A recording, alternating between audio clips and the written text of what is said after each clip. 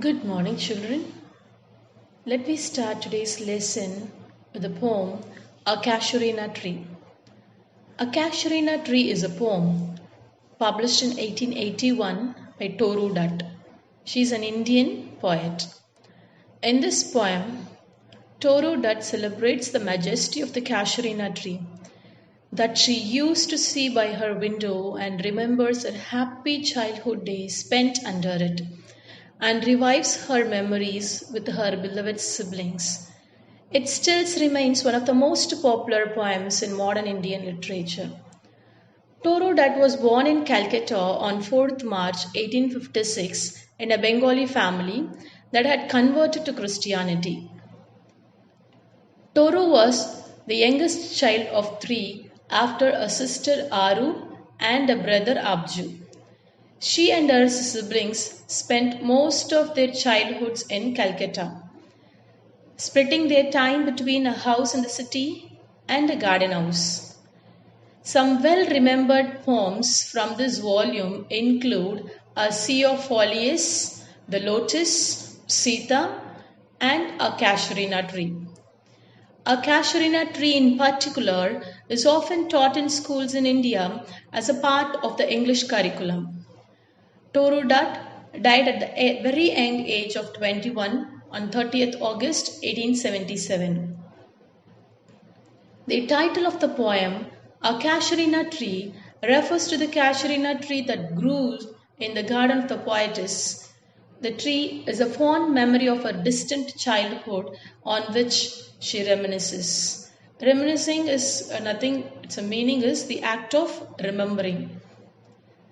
The poem is said when the poetess is in abroad, somewhere on the coast of France or Italy, and is reminiscing. Here, the poet remember about her childhood spent in a garden under the casuarina tree, playing with her friends and brothers. She misses her friends and misses the tree and her home where she grew up. This poem is a kind of poem ode. Ode is a kind of poem usually praising something. The poem is in the form of lyric poetry expressing emotions, and it is usually addressed to someone or something. The ode comes from the Greek word, it means a song. Let me come to the poem stanza wise. Our first stanza. Like a huge python, winding round and round, the rugged trunk, indented deep with scars, up to its very summit near the stars.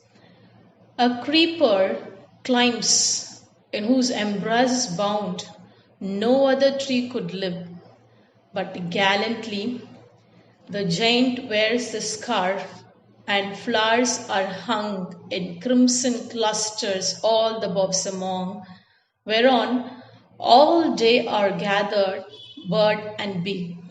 And oft at nights the garden overflows with one sweet song that seems to have no close, sung darkling from our tree while men repose. You have come with the word python embraces gallantly. What is a python? A python is a large snake that kills animals by squeezing them very hard.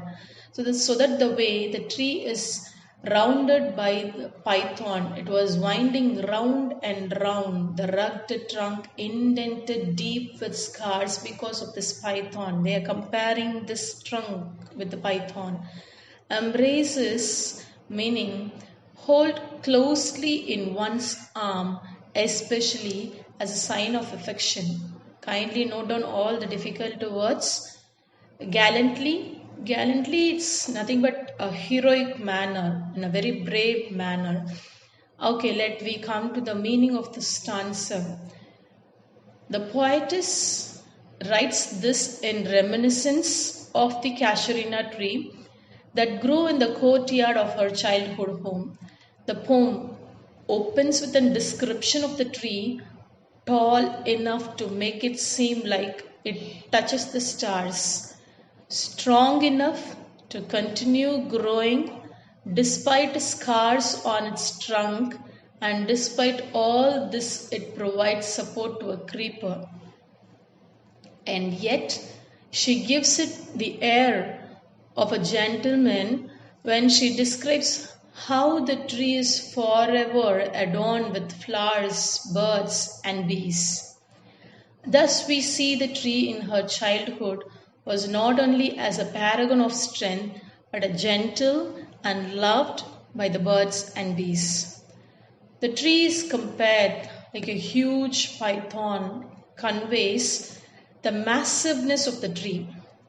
Its grandeur is in its height and age. The tree is a source of life and wears the scarf of creeper with casuarina flowers. Birds and bees gather here, and the song of bird at night is endless and very sweet.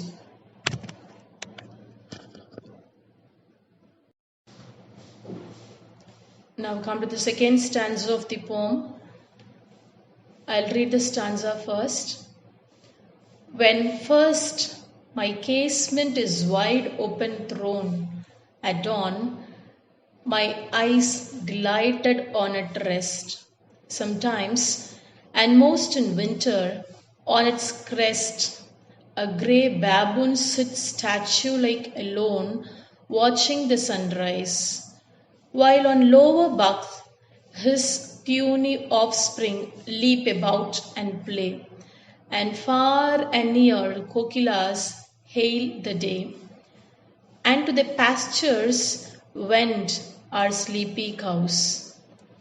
And in the shadow on the broad tank cast by that hoar tree, so beautiful and vast, the water lilies spring like snow enmassed.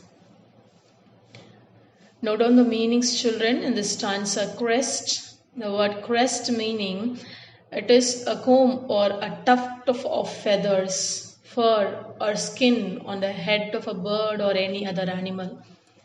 Buffs meaning one of the main branch of a tree.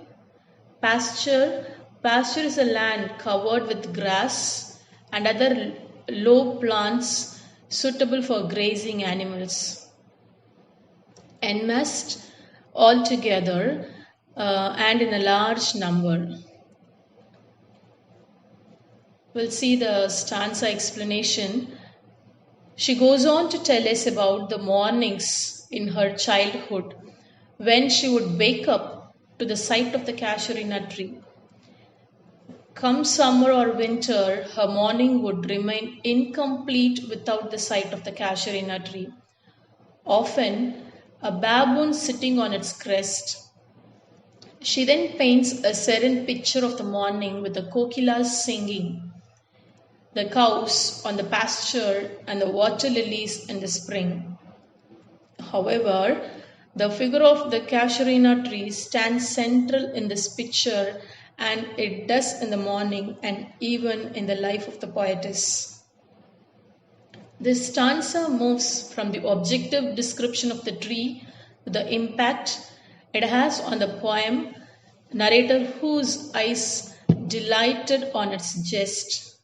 The power of observation and the selection of the detail instill the poem with interest. There is a grey baboon sits alone like a statue while its puny offspring leap about and play. The kokilas, a bird, hailing the day near and far. The sleepy cows are walking under the tree through the meadow. And on the big tank in the garden, the massive tree is reflected. The blooming snow-white water lilies make the scene more charming. Hope you understand the second stanza.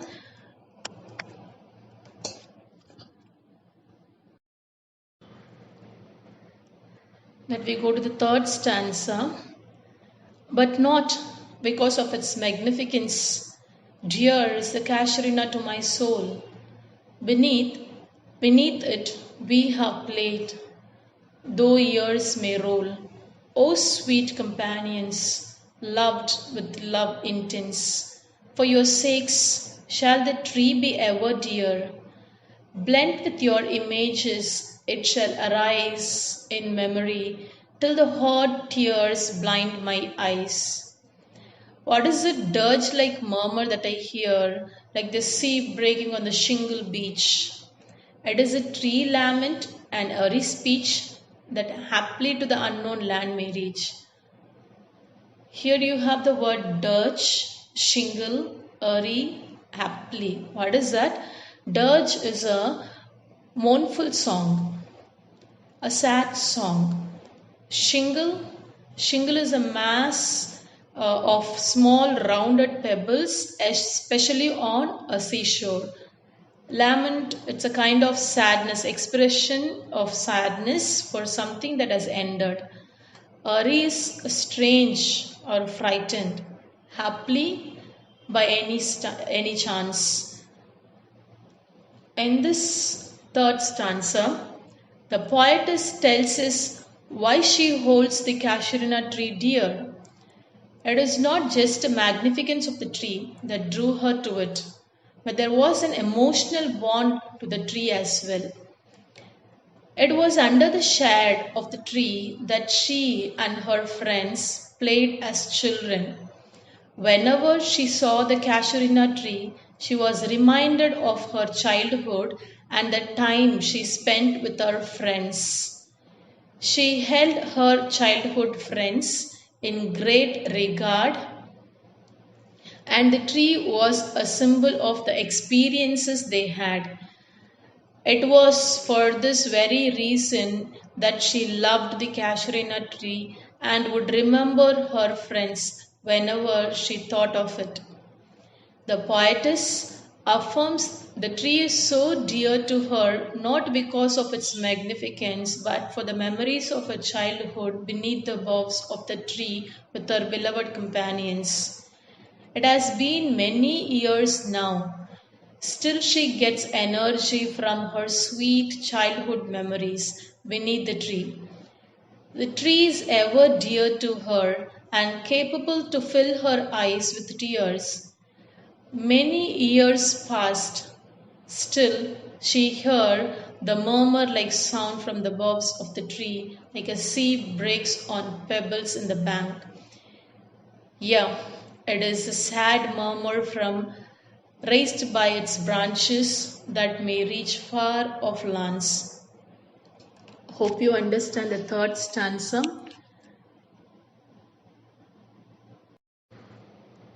We'll go to the next stanza. Unknown, yet well known to the eye of faith. Ha! I have heard that wail far, far away in distant lands by many a sheltered bay.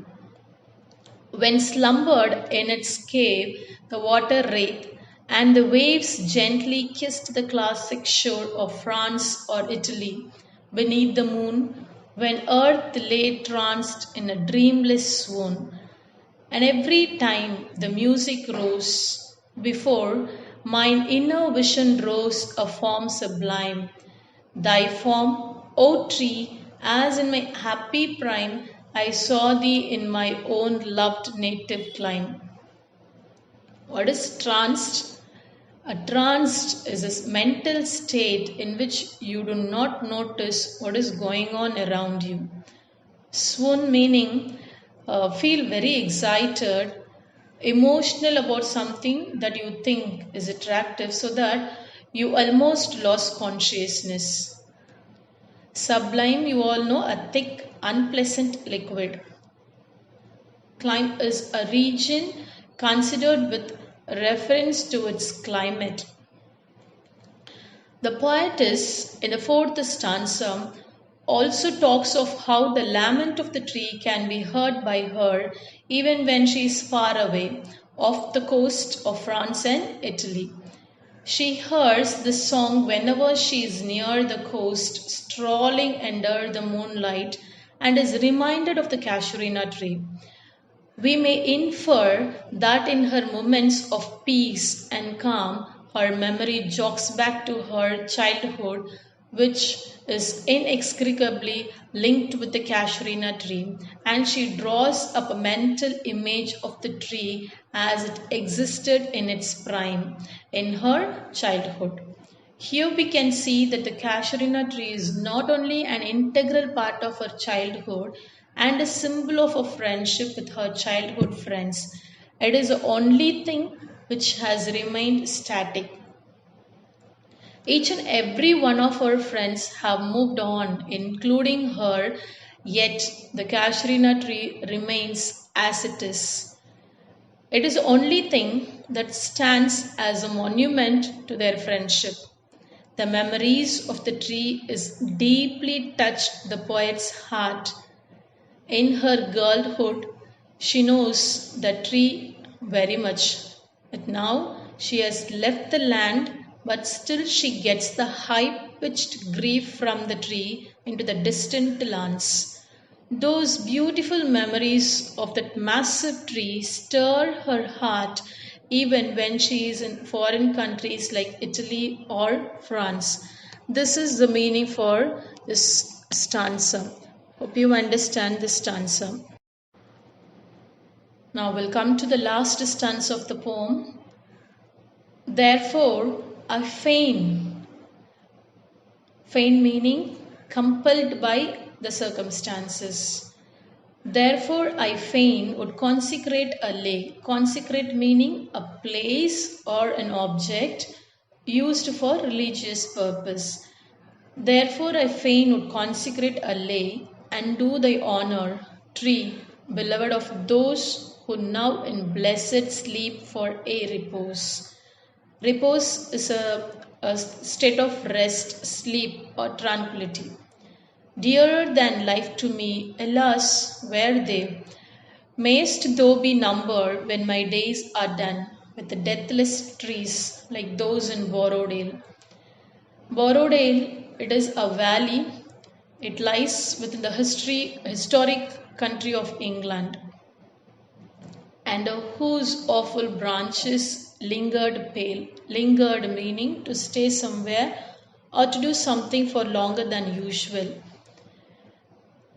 Fear, trembling, hope, and death, the skeleton, and time, the shadow, and though weak the verse, that would thy beauty feign, O fain rehearse, may love defend thee from oblivion curse. Oblivion is a state in which you do not realize what is happening around you.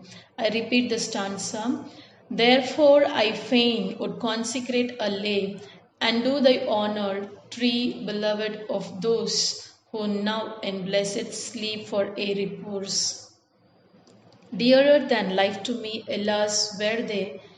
Mayst thou be numbered when my days are done with deathless trees like those in Borrowdale, under whose awful branches lingered pale, fear, trembling, hope, and death, the skeleton, and time, the shadow, and though weak the verse, that would thy beauty feign, O fain rehearse, may love defend thee from oblivion curse. In the last stanza, she says she would gladly create a monument in the honor of the tree. For that is how much the tree is beloved to her. She also wishes that the tree grows for years to come and be counted in the list of the deathless trees of Borrowdale, which shelter death and even time. She finally wishes that her love becomes so strong that it saves the casuarina tree from its demise. Poetess wishes to dedicate this poem in the honor of her beloved tree and her companions associated with it. She affirms the casuarina tree will remain even after her death along with other trees as it's now. Also, she affirms that this poem written in praise of this beloved casuarina will always memorize the world about her beloved casuarina tree. This poem consists of 5 stanzas of 11 lines each. The rhyme scheme of this poem is A, B, B, A. The poem, though written in 1881, it is written in plain English and is easy to understand. Hope you understand the last stanza of the poem.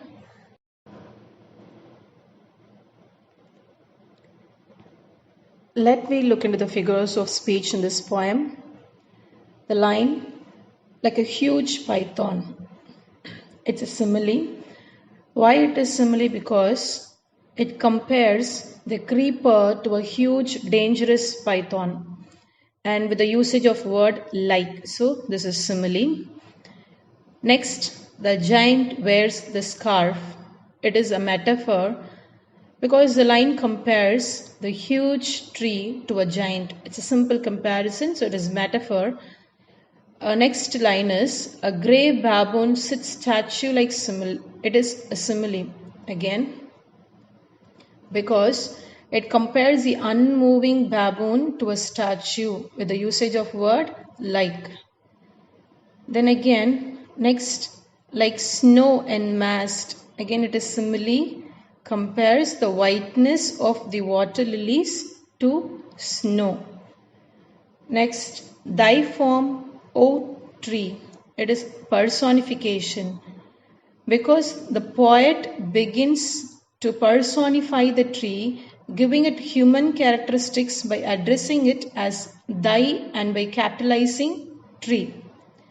Next is like those in Borrowdale. Borrowdale, this is allusion. What is allusion? Allusion is a historical reference. The poet alludes to the yew tree that William Wordsworth wrote about and therefore immortalized. Even if the mentioned yew trees were to die, they would live on, as anyone who read his poem would be able to see them. The next line, fear, trembling, hope, shadow.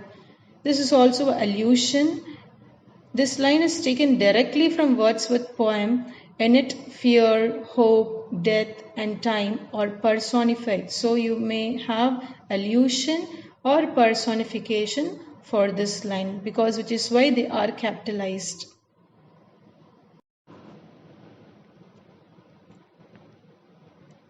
A next important literary device in this poem is the first line.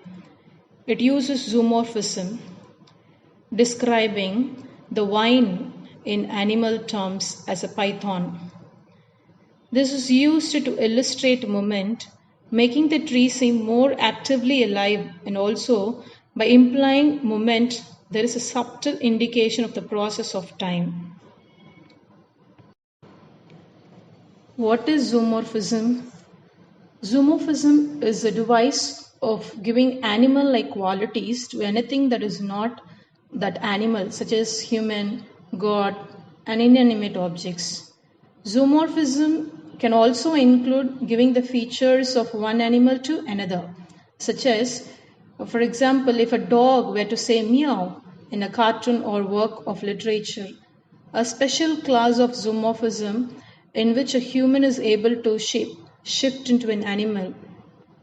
And some common examples of zoomorphism I'll tell you. Many superheroes are example of zoomorphism. Example, Spider-Man, Batman, Black Panther, Ant-Man. These are all also many common idiomatic phrases in English which are examples of zoomorphism.